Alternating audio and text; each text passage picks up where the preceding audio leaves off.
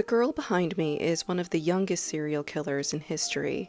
She was only 10 years old when she took the lives of 2 toddlers, and only 11 years old when she was sentenced for the crime. The judge even called her a monster. This is the story of Mary Bell. Reminder that I tell a lot of dark true crime stories on this channel, so viewer discretion is advised, but follow along if you want to hear more. So there have been many questions raised in the argument of nature versus nurture. Like, are people born serial killers, or are there other environmental factors at play? Most psychologists agree that it's both. And with Mary Bell, that's definitely the case. There are many darker and more sinister factors at play as you look behind the curtain. So let's dive in. Mary Bell was born May 26, 1957 in Scotswood, which is a suburb in North England. Mary's mother is really important in this story. A little bit about her. Her mom was only 16 when she had her. She was working as a woman of the night. Her mother hated Mary, and she was a total garbage person. Experience with her mother ranged from, complete neglect to depraved mistreatment. Mary Bell's mother more than once tried to inflict grievous harm on her child. Her mother threw Mary out the window. She suffered a traumatic brain injury, but she survived. Then, when Mary was only 4 years old, her mother started selling her to grown men, and that continued for years. So considering all of this, by the time Mary was 10, she had developed into a strange child. She was described as withdrawn and manipulative and kind of always on the edge of violence. So let's talk more about the crimes Mary Bell committed. On May 25, 1968, Mary Bell lured 4-year-old Martin Brown into an abandoned house, and she strangled him until he passed away. The police called his death a tragic accident, but a few days later, the little boy's nursery school was vandalized. The vandals let police know that it was a murder and not an accident. And police were shocked when they realized that all of these notes were written in crayon and looked like a child wrote it. And police actually weren't sure if this was some kind of sick joke and if they should take it seriously. Mary's neighborhood was really rough, and so they kind of wrote it off as a really ugly prank. But then only 2 months later, 3-year-old Brian Howe went outside to go and play, and he never came home. By the time Mary Bell was 11, she had taken the lives of 2 young boys. 3-year-old Brian Howe's body was found in a field.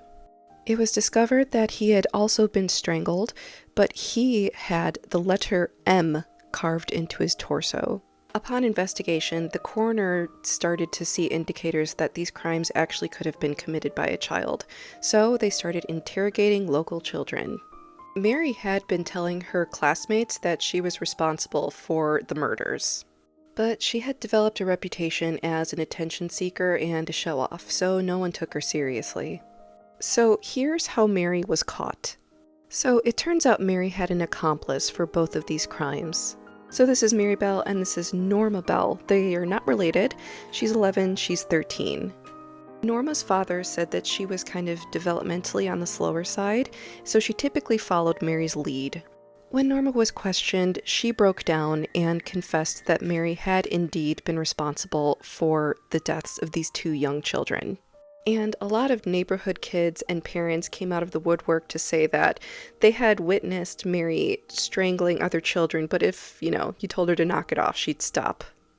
Mary denied it. She said that Norma was lying, as well as everybody else. In fact, Mary claimed that she saw another boy in the neighborhood walking around with scissors, so that's probably who is responsible for doing the terrible things to the second body. And that was Mary's big mistake and the police's smoking gun, because the mutilation of the body was never released to the press or the public. That detail was only known to investigators and Brian's murderer. So Norma was found innocent, Mary was found guilty. Mary was given an indefinite sentence. She was too young for an adult prison, so she was sent to a reform school. At the reform school, Mary was the only girl among 20 or more boys, and she claimed she experienced SA at the hands of both staff and inmates. But no one cared because they thought she was an evil psychopath child. She was surprised when she started getting visits from her mother.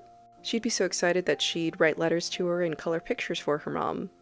Then she stopped when she discovered that her mother was selling her letters and drawings to the tabloids. Mary was 23 when she was released. Authorities said she wasn't a danger to anyone, and she had a tremendous amount of remorse for what she experienced as a child and for what she had done. Mary went on to have a daughter, and they lived anonymously for 14 years, until the tabloids found her. Mary Bell's daughter was horrified and devastated when she discovered that she was the child of a murderer, because Mary was nationally reviled. She agreed to be interviewed for a book written about her experiences, and it goes more in depth into her problematic childhood, the crimes she committed, and her incarceration. The book's reception was mixed. Some people saw it as a woman desperately trying to right the wrongs of her past, while a lot of people sided with the victims of the family and thought she was trying to profit off of her crimes. Mary did use the residuals of the book sales to apply for a new identity for her and her daughter, which the court did grant. So all we know about Mary Bell right now is that she is alive and well and somewhere out there.